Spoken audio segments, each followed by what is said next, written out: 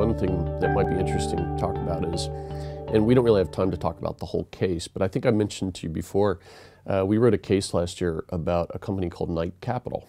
Mm-hmm. And Knight Capital was one of the biggest companies on Wall Street in the IT field. They were a market maker, and they had grown over a period of 19 years.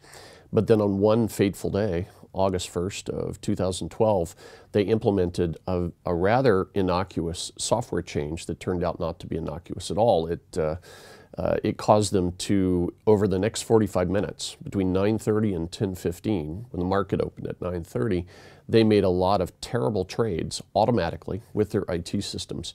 And they lost $460 million, or as I think one commentator said, they showed the world how to lose $172,000 per second for 45 minutes. I think this raises some risk issues, right? So very difficult to figure out what to do about a risk that can kill your company in 45 minutes. Yeah, I think that talks very well to this idea that we are maybe been tricked into this belief that IT is becoming super simple, and you're a trading company, and it seems that everything you have done until now it's been worked in the internet, and IT is not an issue anymore, and small changes, yeah, they are just going to improve and improve and improve because you have done that for 19 years. Yeah, and the IT is showing us. Maybe again lulled by this idea that kids can use a smartphone and elderly can use an iPad, and we are demanding even from the institutional part that they do so.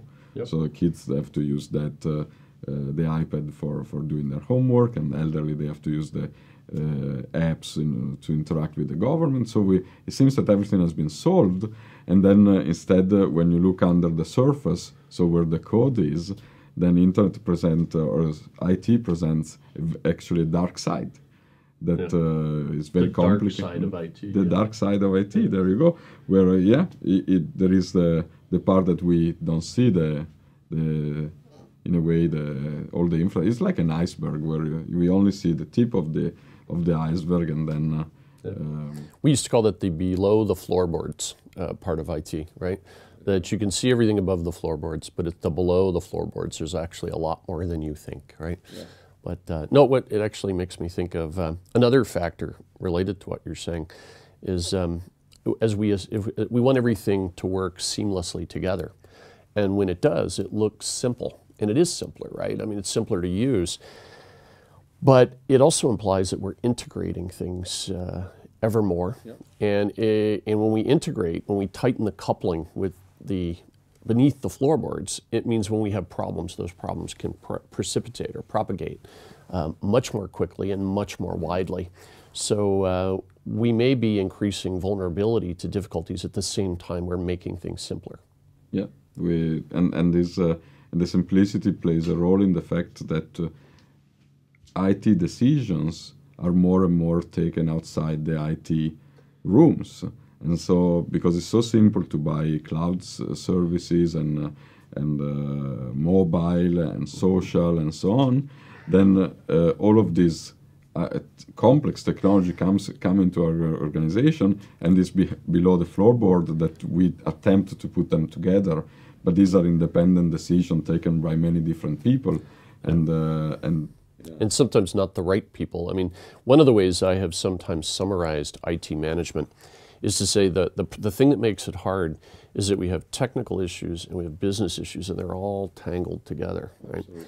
And then what we really need to do as IT managers, or as managers in general, when we're thinking about IT, is we need to figure out how to untangle them and then get the right people on the right decisions. So we shouldn't have IT people making business policy decisions, and we shouldn't have business people making decisions about whether to upgrade the firewall, say, right?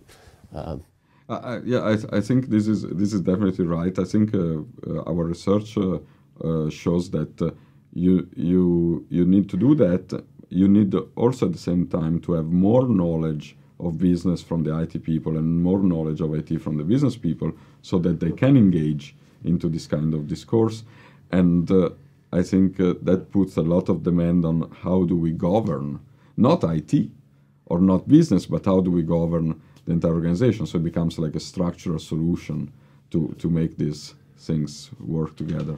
No, I totally agree. And I sometimes think about that in terms of pushing two circles closer together, right? So if we can get more of the circles to overlap, one's business, one's IT knowledge, right, then we can do better. The other thing I think is important to people who are, in IT management programs, if you can live in the intersection of those two circles between business and IT knowledge, you will be employed for a very long time and very favorably.